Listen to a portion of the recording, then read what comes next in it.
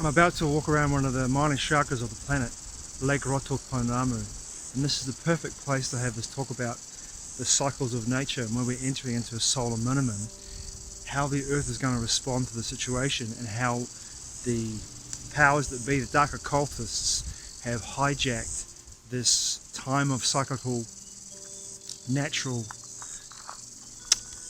solar, celestial activity, and how they are hijacking this energy and utilizing it in a way that they can ride upon to create what they want to create by 2030, which is a heavily reduced population who is bitched up to a central AI. Sounds very science fiction, but I'm not the only one saying this, and the evidence is pretty obvious. They're telling us what they want to do through natural law. Let's just ask Klaus Schwab what he wants to do. I watched the David DuByne video not long ago. My friend sent me about the coming solar minimum, the grand solar minimum that's coming our way about 2030. We will be facing what would be considered to be a mini ice age, because the sun is ceasing its electromagnetic energy, electromagnetic influence. It's beginning to quieten down. And as the sun begins to quieten down, the Earth's electromagnetic field begins to equalize and find an equilibrium with the quietening sun. And what happens with that, what the researcher David DuByne was showing in his video that he was producing, which was amazing and well worth a watch, and I'll link it below this video. What he was showing was that when the sun goes into a quiet period of quiet period where there's no solar activity, the Earth's electromagnetic field begins to equalize in a way that creates huge shifts in climate, huge shifts in the planet's jet streams, in geophysical attributes. Earthquakes begin to happen as the Earth begins to equalize and comes to a place where it can actually find that semblance of equilibrium due to the fact that the solar winds, the solar activity is quietened down. The Earth needs to equalize to this, because the Earth and the sun, there's a massive interaction between the two. And what he brought forward in his presentation was quite cleverly, and he showed this quite cleverly, that the powers that be, the dark occultists, have known this was coming. They understand the natures and the cycles of nature, and the celestial cycles, the galactic cycles, the solar cycles, and they're piggybacking on this. They're hijacking this energy, they're hijacking this moment in history, and they're utilizing it in a way that benefits them through the use of media, propaganda, and obviously an agenda, which is called the climate change agenda.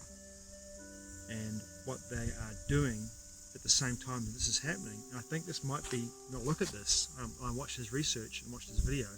I had a feeling that when he said in his video that when they had the Maunder minimum in the late Middle Ages, there was disease throughout Europe. The Black Plague went through Europe at this time of great famine, and disease through this particular period.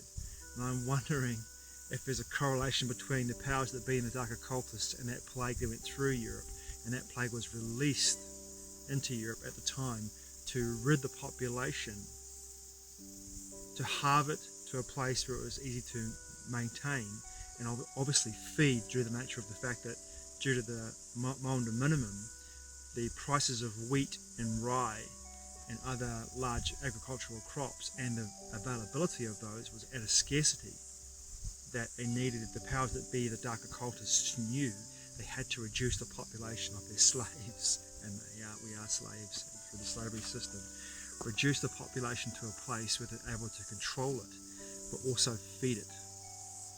And I look at this correlation between what he said then in 2019 and what's happened in the last 3 years in regards to the new medical crisis that we've had. Third time lucky. The other 2 times I was filming, when I was walking on the Raikotoponamu track, I had people coming towards me, so I had to stop my filming and let them walk past, because I didn't want to have people walking past as I was talking about what I was trying to explain, and my perception of what was happening after watching the David DuByne video and talking to my dear friend Bryce, who's very intuitive and also has some powerful perceptions about the nature of reality and the nature of how the simulation is playing itself out. As I said yesterday, as it was yesterday, in my video about the powers that be knowing that this was coming, the dark occultists knowing about the cycles, the grand cycles of nature, the grand cycles, the solar cycles, the grand cycles of the celestial and galactic cycles, the solar system cycles, how this interaction is taking place and how it's happening again, and also the square that's going to be happening in 2030, I think it is. There's a square happening between the gas giants and our planet, and this square happened, last time this happened was in AD 79. If I'm not mistaken, that was Mount Vesuvius erupting in AD 79, and that would have caused, no doubt would have caused some serious climatic conditions where agriculture, and mostly through Europe, I imagine, and some parts of the world too, would have suffered. Now, David DuByne does a much better job than I can do here in 13, 12, 30 minutes, and his video is so comprehensive in regards to how civilizations rose and fell due to the nature of solar cycles, because for a population of a huge civilization, you need to feed it. And if you have a solar minimum where you can't grow food in certain areas, civilizations will tumble and fall. And some of those civilizations that fell were back in history were during solar minimums, when they couldn't grow food, large amounts of food for people to feed the population, to feed the soldiers for conquest, to feed the people living in the civilization, and therefore that civilization fell and people left the areas where they could not grow food anymore, and therefore we have these ruins. This is his perception. We have these ruins of where people used to live, but once upon a time they could grow food and crops in the area where they used to live, and therefore there was a civilization there. But during these periods of solar activity, when it goes quiet, these particular areas could no longer grow food there because the land was no longer arable. And there's shifts in places on the planet where you can grow food, and David DuByne offers solutions into regards to how to prepare yourself for the solar minimum. In this video, it's like I said before, it's brilliant. It's truly a comprehensive scientific analysis of real data about what's happening and where we're going towards. Now, in regards to the dark occultists piggybacking across this, on this event, if you've noticed like I did, I grew up in the 70s and 80s and the 90s. There were never any chemtrails or geoengineering back then. But the dark occultists knew there's a 25-year window when the solar minimum comes, that the Earth's atmosphere, the whole entire atmosphere, ionosphere, atmosphere, magnetosphere, gets to a point where it compresses electromagnetic energy. And what they understand and knew, and this is David DuByne's work as well, it's brilliant, his analysis of this is brilliant, is that by spraying particulates into the atmosphere, you can heat up the atmosphere and deflect cosmic rays to therefore destroy stop clouds from forming, which helps to obviously grow food. But you can also utilize that electromagnetic energy that's compressed due to the nature of the Earth equalizing at this time to create what would be an EMF prison. And you'd need to have, in my perception, and my friend Bryce's perception too, is that if you're putting people with if you're having inoculations with people, putting into their bodies a certain particulate that will help them to become antennae for certain EMF radiation frequencies in the last couple of years, that's genius on some level. If it's going to work, if the experiment's going to work, if you can upload software into people's biology for transhumanism before 2030 through the use of injectables into people's bodies, and then utilize this ability, this Earth's natural cycle, and piggyback on it and hijack it, where you can send it in this EMF and 5G, 6G radiation into the ionosphere, into the atmosphere, magnetosphere, and it can be contained in that container between the outer space and our planetary surface, even beyond that, into the crust, you've got a massive area where you can utilize this particular frequency band with the use of also having tech embodied into people's bodies to control them, but also to depopulate so you can control your slaves to the point where you are pushing through your agenda 2030 for transhumanism and the dream, really it's a dream, or more of a nightmare really, a dystopic nightmare of creating the Borg. Getting rid of most of the population, keeping the ones that you can that survive the software updates, and through the use of this little window you have of 25 years to be able to piggyback upon that. And and David DuByne does a really amazing job of showing where China has put military bases around the Sahara Desert, because back in antiquity, as Graham Hancock said in America Before, I think it was, beautiful and powerful, amazing book.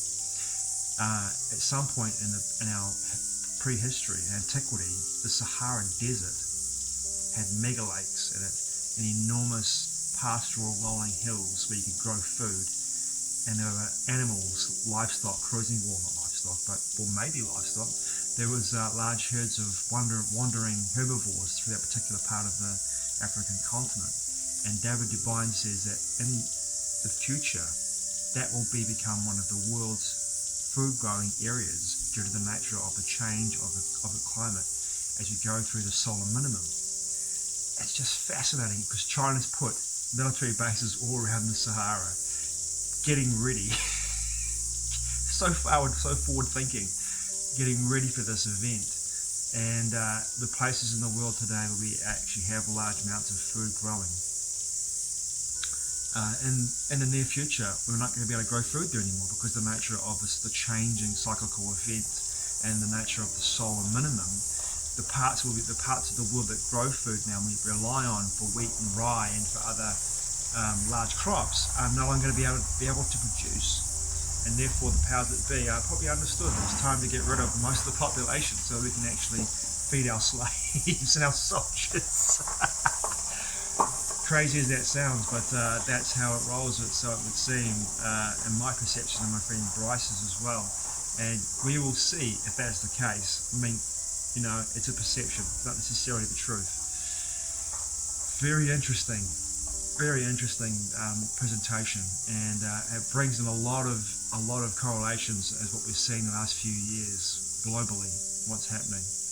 And I can't help but think as if the dark occultists are the League of Shadows from Batman Begins and Ra's al Ghul somewhere in that mix. He's the main villain. He's the main villain in this story, and it's not Klaus Schwab. He's not Ra's al Ghul. That's for sure. Even though he might want to be. Thanks for watching. I truly appreciate it. I'll see you again soon.